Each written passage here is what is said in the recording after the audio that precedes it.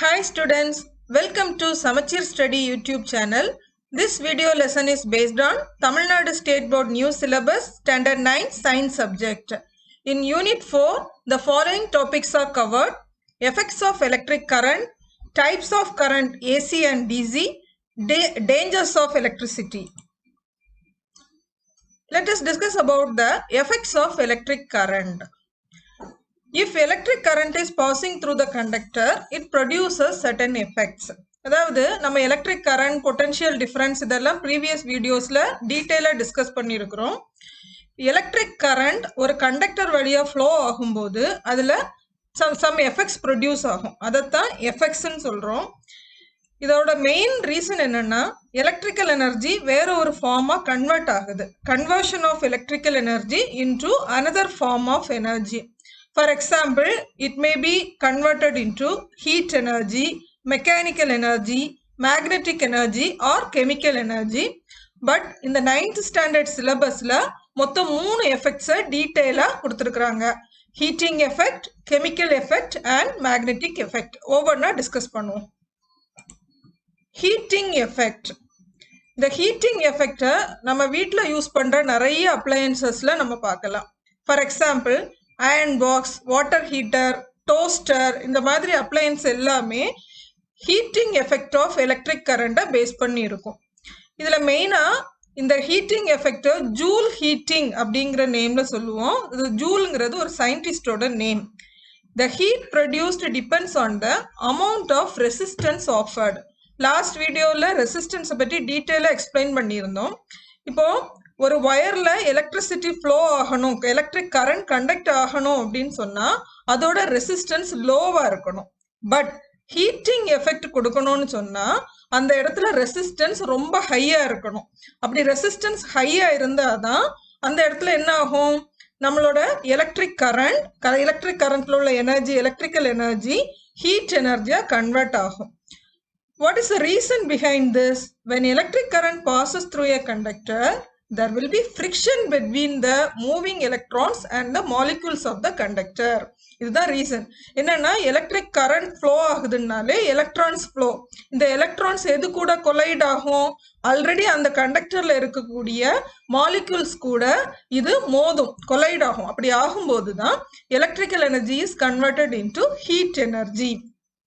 Next என்ன எஃபெக்ட்னு பார்த்தீங்கன்னு சொன்னா கெமிக்கல் எஃபெக்ட். ஆல்ரெடி 8th ஸ்டாண்டர்ட்ல இதை பற்றி டீட்டெயிலாகவே படிச்சிருக்கிறீங்க. ஜஸ்ட் ஒரு சின்ன ரீகேப் பார்க்கலாம். The process of conduction of electric current through solutions is called electrolysis. The solution through which electricity passes is called electrolyte. இதில் மெயினாக ஆனோட் அண்ட் கேத்தோட் அப்படின்னு 2 டெர்மினல்ஸ் பார்க்குறோம். The positive terminal inserted into the solution ஆனோடுன்னு சொல்கிறோம். Negative terminal cathode. The main application of chemical effect பார்த்தீங்கன்னா electroplating. It is the main application. Electroplating na என்னன்னா depositing a layer of one metal over the surface of another metal. ஒரு மெட்டலுக்கு மேல இன்னொரு மெட்டலை code பண்றதுக்கு பேரு தான் electroplating. இதுதான் chemical effect of electric current ஓட example. Next, magnetic effect of electric current. Magnetic எஃபெக்டை ரொம்ப ஈஸியாக சொல்லலாம். Every current carrying conductor having its own magnetic field. ஒரு வயர்ல கரண்ட் கண்டக்ட் ஆகுதுன்னு சொன்னாலே அதை சுற்றி ஒரு மேக்னெட்டிக் ஃபீல்டு இருக்கும். அதைத்தான் magnetic effect of electric current சொல்லுவோம். நெக்ஸ்ட் யூனிட்ல இது ஃபுல் டீட்டெயிலாக கொடுத்துருக்குறாங்க உங்க 9th ஸ்டாண்டர்ட் சிலபஸ்ல. ஸோ அதை நம்ம டீட்டெயிலாக அதில் படிக்கலாம். இந்த மேக்னெட்டிக் எஃபெக்ட் ஆஃப் எலக்ட்ரிசிட்டியில் direction of current and the magnetic field lines கண்டுபிடிக்கிறதுக்காக ஒரு லா இருக்குது. அதுதான் ரைட் ஹேண்ட் தம் ரூல்னு சொல்லுவோம். அதாவது கரண்ட் கேரியிங் கண்டக்டரை உங்களோட ரைட் ஹேண்ட்ல ஹோல்ட் பண்ணணும்.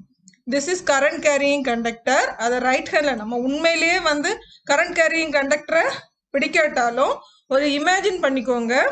கரண்ட் கேரியிங் கண்டக்டரை ரைட் ஹேண்ட்ல ஹோல்ட் பண்ணோம்னா நம்மளோட தம்போட டைரக்ஷன்ல தான் கரண்ட் ஃப்ளோ ஆகும். நம்ம அந்த ஃபிங்கர்ஸ், அந்த கண்டக்டரை ஹோல்டு பண்ணியிருக்கக்கூடிய ஃபிங்கர்ஸோட டைரக்ஷன்ல மேக்னெட்டிக் ஃபீல்ட் லைன்ஸ் இருக்கும். இதைத்தான் ரைட் ஹேண்ட் தம் ரூல்னு சொல்லுவோம். This is known as magnetic effect of electricity. Now the next topic is types of current. There are two types of electric current. One is direct, another one is alternating current. Simple in the rendu graphs inu paarenga. இதோட first graphல பாத்தீங்கன்னா x axis ல time, y axis ல current. Second graphலயும் same x axis time, y axis ல current. என்ன difference இருக்குது?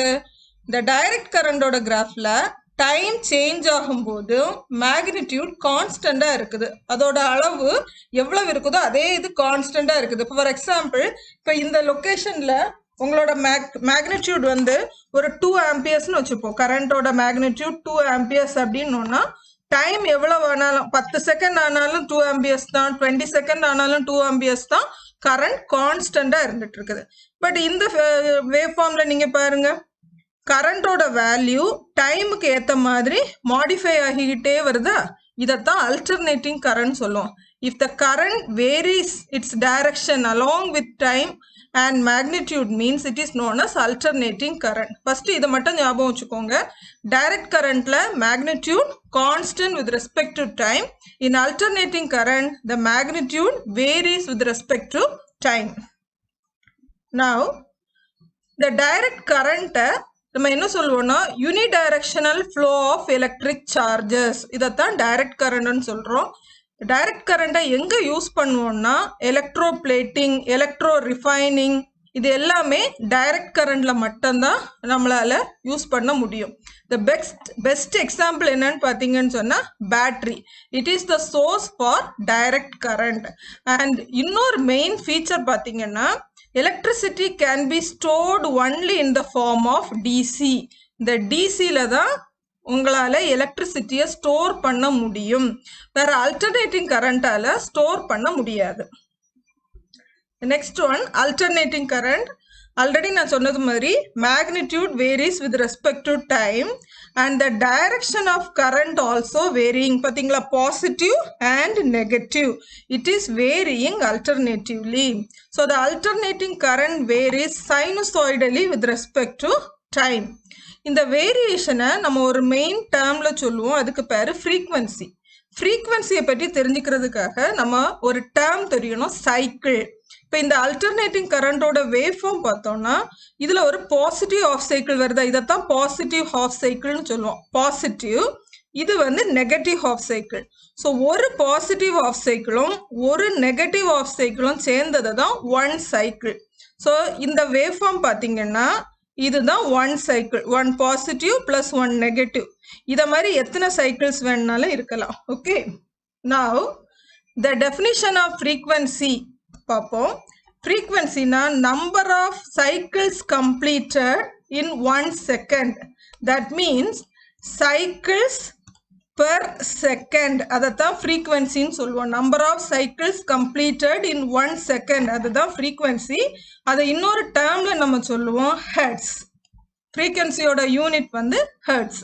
இப்போ நம்ம இந்தியாவில் என்ன ஃப்ரீக்வன்சி யூஸ் பண்ணுறோம்னா 50 ஹெர்ட்ஸ். அப்படின்னா என்ன மீனிங்? இந்த வேவ் ஃபார்ம் படி இதே மாதிரி 50 cycles are completed in 1 second. இப்போ நம்ம உங்களுக்கு ஒரு சைக்கிள்னா என்னன்னு தெரியும். இதே போல 50 cycles are completed in 1 second, அதைத்தான் நம்ம 50 ஹெர்ட்ஸ் ஃப்ரீக்வன்சின்னு சொல்றோம். தென் 2 டைப்ஸ் ஆஃப் கரண்ட் இருக்குது, alternating and direct current. If you want to convert AC to DC we can use the rectifier. So rectifier is the device used to convert AC to DC. And டிசியை ஏசியாக convert பண்ணுறதுக்காக என்ன device use பண்ணுறோம்? Inverter. உங்களுக்கு இன்றைக்கி நிறைய வீடுகளில் inverter use பண்ணுறாங்க. அதில் மெயின் பர்பஸ் என்ன? பேட்ரி வச்சுருப்பாங்க. பேட்ரியில் வந்து எலக்ட்ரிசிட்டி டிசியில் ஸ்டோர் ஆகியிருக்கும். அது நமக்கு எலக்ட்ரிக்கல் அப்ளையன்சஸ்க்கு யூஸ் பண்ணுறதுக்காக ஏசியாக கன்வெர்ட் பண்ணி கொடுக்கும் inverter. Now the symbols used in AC and DC circuit diagram. இந்த சிம்பிள் நம்ம லாஸ்ட் கிளாஸ்ல டிஸ்கஸ் பண்ணியிருக்கிறோம். டிசி வோல்டேஜோட சிம்பிள் இப்படி தான் இருக்கும், ஒரு பிளஸ் அண்ட் மைனஸ். ஏசி வோல்டேஜோட சிம்பிள் அல்டர்னேட்டிங் சிம்பிள் கொடுத்துருப்போம். These are used as the symbol for circuit diagram. Now advantages of AC. இப்போ எதுக்காக டிசியில் வந்து நம்ம கொஞ்சம் அட்வான்டேஜஸ் பார்த்தோம். எலக்ட்ரோ பிளேட்டிங் பண்ண முடியும், ஸ்டோரேஜ் ஆஃப் எலக்ட்ரிசிட்டி டிசியில் மட்டும்தான் பாசிபிள்னு பார்த்தோம். அப்புறம் ஏசி எதுக்காக யூஸ் பண்ணுறோன்னா, நம்ம யூஸ் பண்ணக்கூடிய எல்லா அப்ளையன்சஸுமே, ஹோம் அப்ளையன்சஸ் எல்லாமே ஏசியில் தான் ஒர்க் ஆகுது. அதுக்கு மெயின் ரீசன் என்னன்னு பார்த்தீங்கன்னா, transmission of energy in the form of AC is very easy. எதனாலன்னா, நம்ம ஏசியில் டிரான்ஸ்ஃபர் பண்ணும்போது லாஸ் ஆஃப் எனர்ஜி ரொம்ப லெஸ்ஸாக இருக்கும். அதே போல் generation of AC is also easy comparing to DC.